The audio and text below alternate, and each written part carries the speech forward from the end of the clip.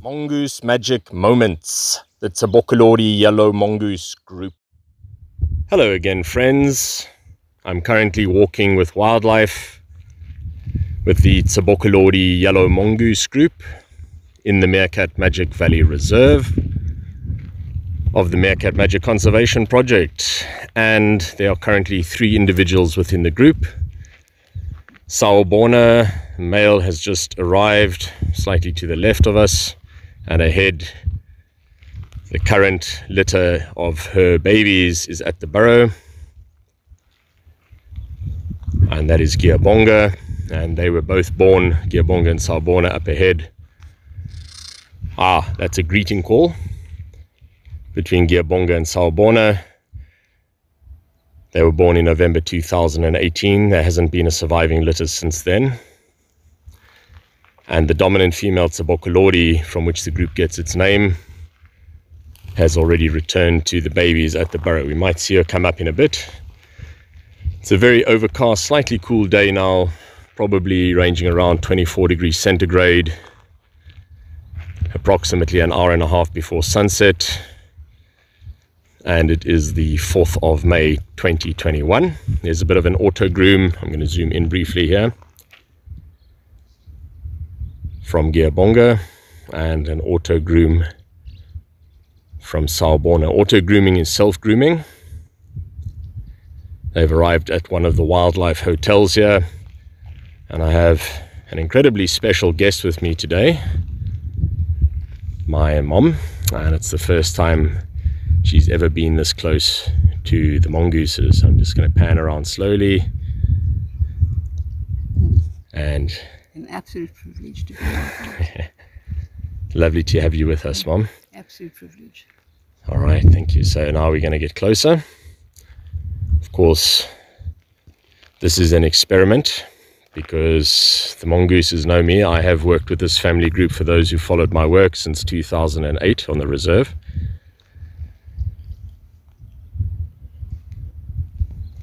And this is a hands-off research project, so no animals are captured or handled here. And it's very important to recognize the fact that they are wild animals and they can easily be disturbed. This is all based on highly selective trust over many years. So introducing an additional observer, as I'm doing now, has to be done very, very carefully. And that's why we are staying close together. As usual, I'm making the sounds that they recognize, that I use with many different species I work with, including the meerkats.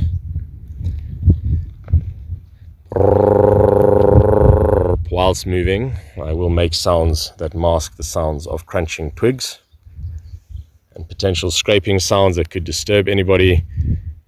And it's critical not to get anybody here used to those sounds, because a predator could make those sounds, and if they got used to the sounds because of human interference, they will then ignore those sounds, and that is unethical. And unfortunately, it's very prevalent when people watch wild animals. They get them tamed, and then poachers, pet traders, anybody else can simply walk up to those animals.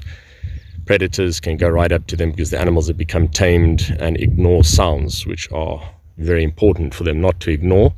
So I simply mask these sounds, and when I'm not around and masking those sounds, they will still react to those sounds.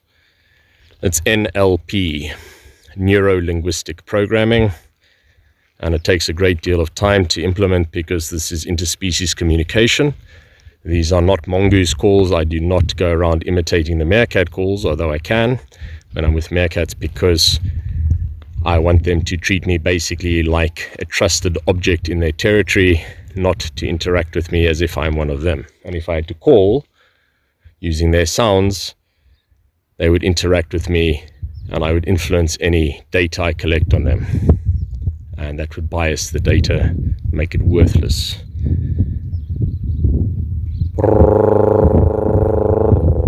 Right, we're just pausing for now. It's all about patience.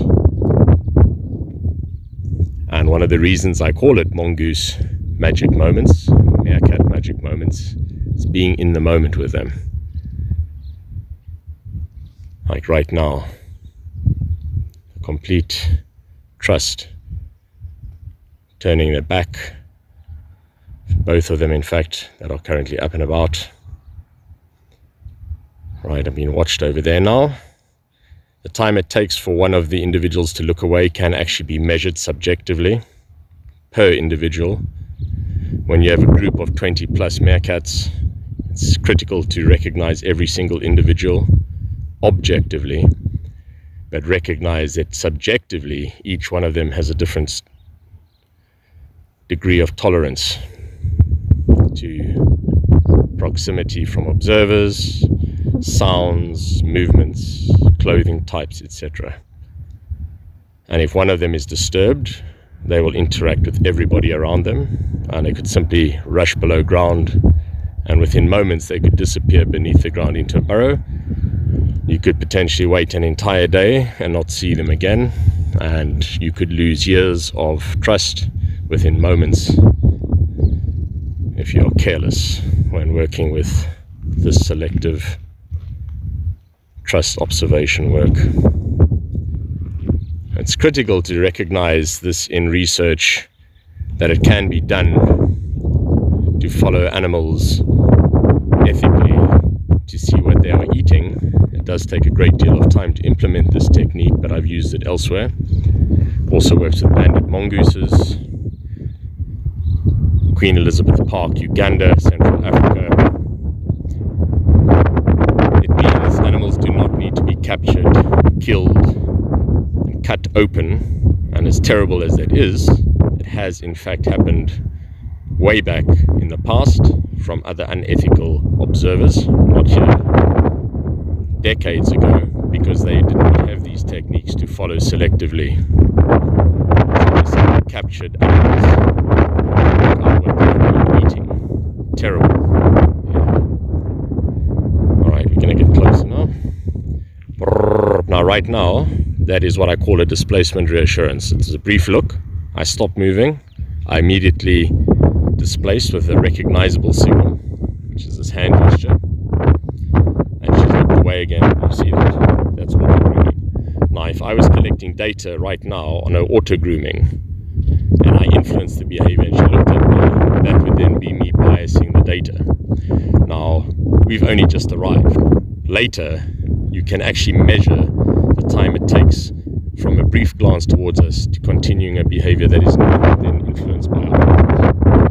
And that's what we're talking about, which becomes highly specialized when you learn to recognize if you are an observer biasing the animal's behavior or not.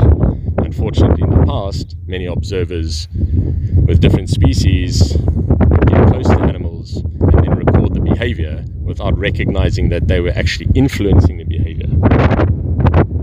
So a lot of the previous studies that have been done, I'm not going to name names, are in fact inaccurate because of observer bias.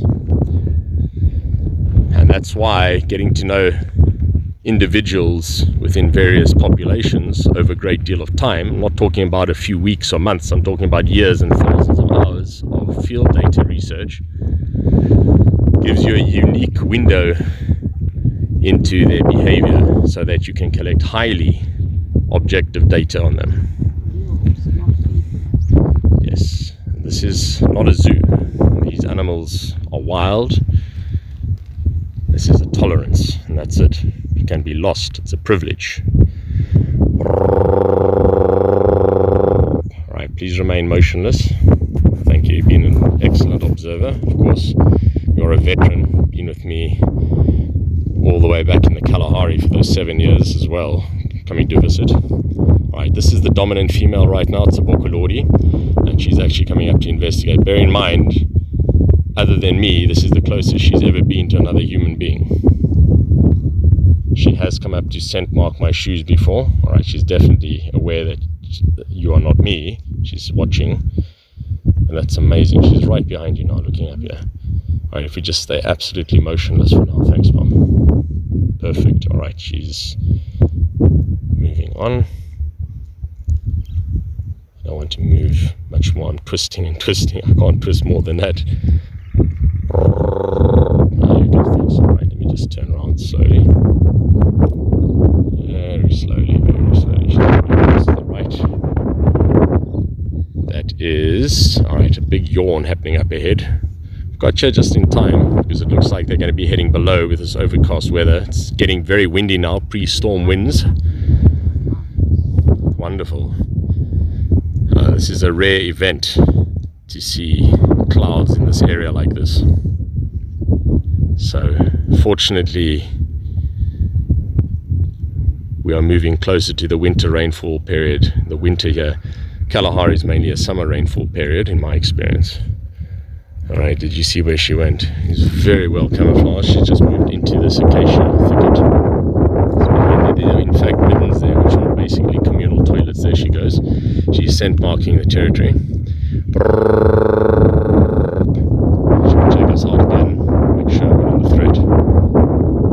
Still getting some foraging in. Brief lick there. She probably a little tenebria on it, a ground beetle or maybe a termite. It's a good time for termite swarms to be eaten if they're not careful.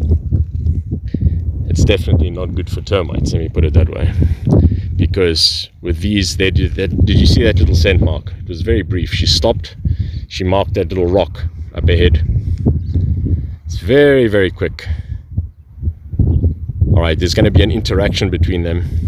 That's already what we call a glare with meerkats. They'll even lie from a distance and watch each other, and it will actually initiate a groom or an approach from the other individual.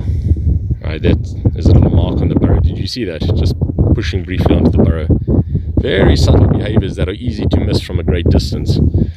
And although I have the binoculars with me, I'll just show any viewers who see this later. These are just 7x50s. In the past I used Nikon 70x80 scopes. Rather, let me put that differently, 80 mag scope. Sitting 200 to 300 meters away in the first few years of observation.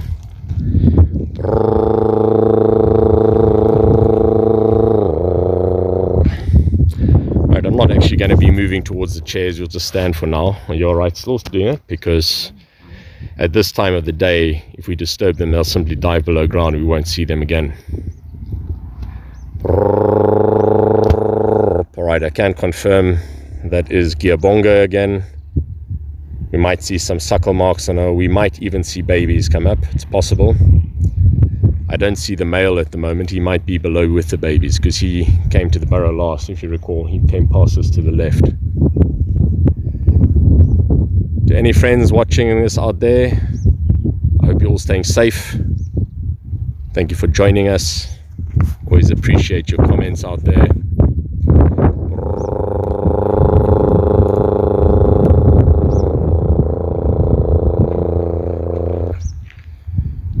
And as always, you're observer. Thank you, Mom. It's great having you visit. I haven't seen my mom since November last year. Just for any of my friends out there, so it's a wonderful, wonderful surprise. And thank you to Amanda as well, who brought my mom through.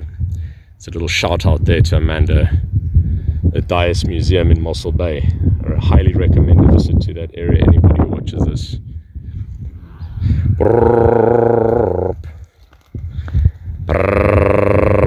I'm just masking that crunch from my boot. There's a lot of dry twigs around at the moment. It makes stealth very, very difficult, and that's exactly why I'm not stealthy. Yeah, no, you're doing very well, thanks. Again, another point about that is when animals cannot see an observer, it's critical that they can hear the observer. So by making the sounds, even when I'm walking through dense vegetation, masking the crunching and so on that I mentioned earlier, the vegetation, the animals still know where I am at all times.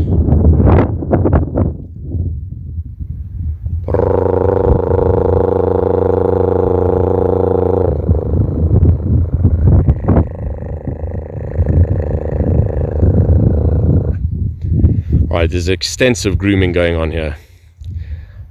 I am hoping we might see some allo grooming between them. If they go up to each other, it might happen. Alright, dominant female on the left here grooming. I'll zoom in slightly there.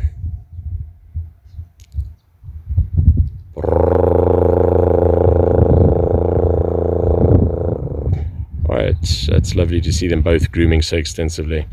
Very cat-like in their grooming behavior. Lots of licking. The meerkats, they tend to do a lot more of the nibbling rather than the licking. Just a little difference there. And of course, a meerkat's hair is very dog-like. This is more like fur. This is very, very fine hair and covers the yellow mongoose completely, even underneath their feet. They don't have those big, bald, leathery patches like the meerkats have. And the meerkats, of course, don't have that hair densely covering their stomach area, and that's why they can warm up like that, and that's also why they curl over their stomach area when they're cold, where the mongooses don't need to do that. Of the Cynictis penicillata, yeah, the yellow mongoose. That's lovely. Look at that. Very cat-like again. In fact, when they're sunning in the morning, thermoregulation, they'll often just turn their sides towards the sunlight, just like that. They don't stand up to sun. Again, because they don't need to, because of that dense hair on their stomach areas. An incredible moment now just to be able to see her at the top of the burrow. She must be absolutely exhausted, bearing in mind she's busy lactating for her babies at the moment. I've seen 2 confirmed suckle marks on her inguinal mammy, so I know there are at least 2 babies, or one that decides to suckle in 2 spots, but it's usually common that they stay in the same area again and again. All right, dominant female has gone below. That doesn't mean there's nobody's going to come up again. It might happen. But Giabonga is actually starting to fall asleep. See her eyes closing there.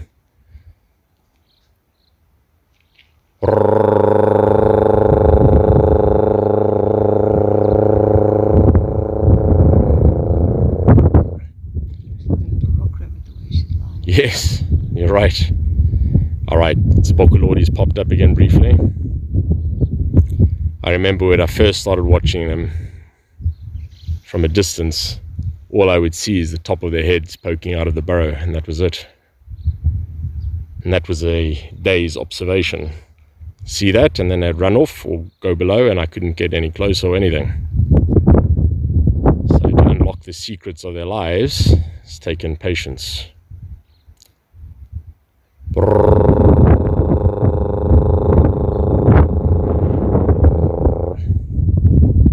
For anybody who might watch this live stream or is watching, please take note that mongooses are essential on properties and should not be disturbed. They help to maintain the balance in the ecology, as do meerkats.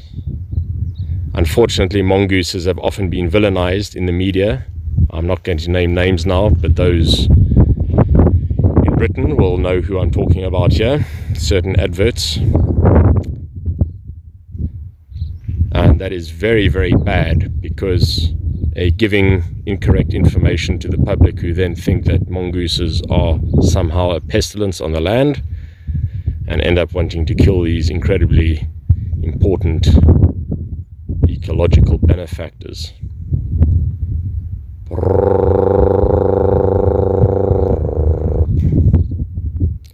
All right, friends, I'm going to log off now. I hope you stay safe out there.